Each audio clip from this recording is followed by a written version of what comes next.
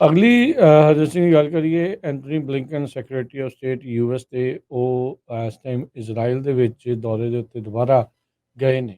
ਕਹਿੰਦੇ ਵੀ ਉਹਨਾਂ ਦੀ ਗੱਲਬਾਤ ਦਾ ਮੁੱਖ ਕੇਂਦਰ ਬਿੰਦੂ ਰਹੂਗਾ ਵੀ ਪੋਸਟ ਵਾਰ ਗਾਜ਼ਾ, ਵੀ ਲੜਾਈ ਤੋਂ ਬਾਅਦ ਦੇ ਵਿੱਚ ਗਾਜ਼ਾ ਦੇ ਲਈ ਕੀ ਪਲਾਨ ਹੋਣਗੇ।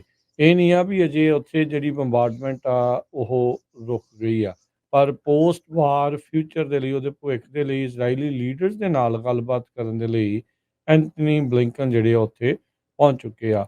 ਇਜ਼ਰਾਈਲ ਦੀ ਮਿਲਟਰੀ ਕਹਿੰਦੇ ਲਗਾਤਾਰ ਅੱਗੇ ਵੱਧ ਰਹੀ ਆ ਤੇ ਉਹਨਾਂ ਦਾ ਜਿਹੜਾ ਅਫੈਂਸਿਵ ਆ ਇਸ ਗਾਜ਼ਾ ਪੱਟੀ ਦੇ ਵਿੱਚ ਉਹ ਲਗਾਤਾਰ ਵਧਿਆ ਆ। ਹੈਵੀ ਬੰਬਾਰਡਮੈਂਟ, ਭਾਰੀ ਗੋਲੀਬਾਰੀ ਜਿਹੜੀ ਆ ਉੱਥੇ ਦੇਖੀ ਗਈ ਆ।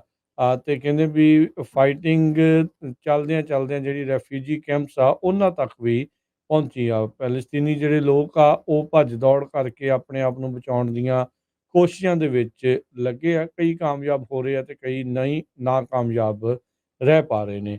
ਬਲਿੰਕਨ ਨੇ ਜਿਹੜਾ ਉਹ ਕਿਹਾ ਆ ਵੀ ਮੈਂ ਇਜ਼ਰਾਈਲ ਦੇ ਵਿੱਚ ਪਹੁੰਚਿਆ ਆ, ਮੈਨੂੰ 4 ਅਰਬ ਮੁਲਕਾਂ ਤੋਂ ਤੇ ਨਾਲ ਤੁਰਕੀ ਤੋਂ ਜਿਹੜਾ ਇਹ ਭਰੋਸਾ ਜਿਹੜਾ ਮਿਲਿਆ, ਪ੍ਰੋਮਿਸਿਸ ਮਿਲੇ ਆ, ਵਾਅਦੇ ਆਏ ਆ ਵੀ ਉਹ ਗਾਜ਼ਾ ਨੂੰ ਮੁੜ ਦੁਬਾਰਾ ਰੀਬਿਲਡ ਕਰਨ ਦੇ ਵਿੱਚ ਮਦਦ ਜਿਹੜੀ ਉਹ ਕਰਨਗੇ।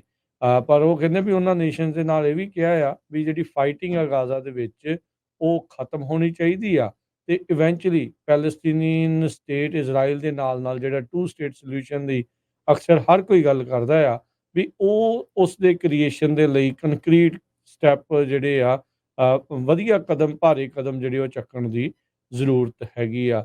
ਜਿਸ ਦੇ ਉਲਟ ਇਜ਼ਰਾਈਲ ਦਾ ਮੌਜੂਦਾ ਪ੍ਰਾਈਮ ਮਿਨਿਸਟਰ ਬੈਂਜਾਮਿਨ ਨੇਤਨਯਾਹੂ ਨੇ ਕਹਿੰਦੇ ਵੀ ਉਹਨੂੰ ਵੀ ਕਹਿੰਦਾ ਵੀ ਮੈਂ ਸਹੁੰ ਖਾਧੀ ਆ ਵੀ ਇਹ ਵੀ ਮੈਂ ਬਣਨ ਨਹੀਂ ਦੇਣੀ ਜਿਹੜੀ ਉਹ ਸਟੇਟ। ਯੂਐਸ ਤੇ ਇਜ਼ਰਾਈਲ ਕਹਿੰਦੇ ਵੀ ਗਾਜ਼ਾ ਦੇ ਵਿੱਚ ਕੀ ਹੋਊਗਾ ਉਸ ਨੂੰ ਲੈ ਕੇ ਦੋਨੋਂ ਡਿਵਾਈਡਡ ਨੇ।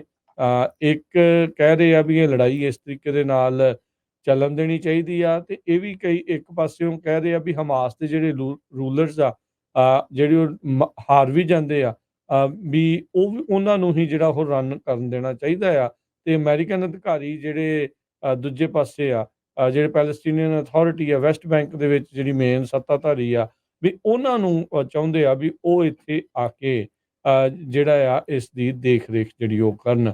ਇਜ਼ਰਾਈਲੀ ਲੀਡਰਸ ਨੇ ਇਹ ਜਿਹੜਾ ਆਈਡੀਆ ਆ ਉਸ ਨੂੰ ਰਿਜੈਕਟ ਜਿਹੜਾ ਉਹ ਕੀਤਾ ਹੈਗਾ ਆ। ਉਧਰ ਨਾਲ ਦੇ ਨਾਲ ਹੀ ਇਸੇ ਵਕਤ ਜਿਹੜੇ ਬਲਿੰਕਨ ਆ ਉਹ ਕਹਿੰਦੇ ਵੀ ਇਜ਼ਰਾਈਲ ਤੇ ਲੈਬਨਾਨ ਦੇ ਜਿਹੜੇ ਹਿਜ਼ਬੁੱਲਾ ਦੇ ਵਿੱਚ ਉਹ ਲੜਾਈ ਜਿਹੜੀ ਆ ਉਹ ਨਾ ਵੱਧ ਜਾਵੇ, ਉਸ ਨੂੰ ਰੋਕਣ ਦੇ ਲਈ ਵੀ ਜਿਹੜੀ ਗੱਲਬਾਤ ਆ ਉਹ ਕਰ ਰਹੇ ਆ। ਇਜ਼ਰਾਈਲ ਦੀ ਜਿਹੜੀ ਸਟ੍ਰਾਈਕ ਪਿਛਲੇ ਦਿਨੀ ਬੇਰੁਤ ਲਬਨਾਨ ਦੇ ਵਿੱਚ ਹੋਈ ਸੀ, ਜਿੱਥੇ ਹਮਾਸ ਦਾ ਇੱਕ ਬੜਾ ਵੱਡਾ ਲੀਡਰ ਉਹਨਾਂ ਨੇ ਮਾਰ ਮੁਕਾਇਆ ਸੀ।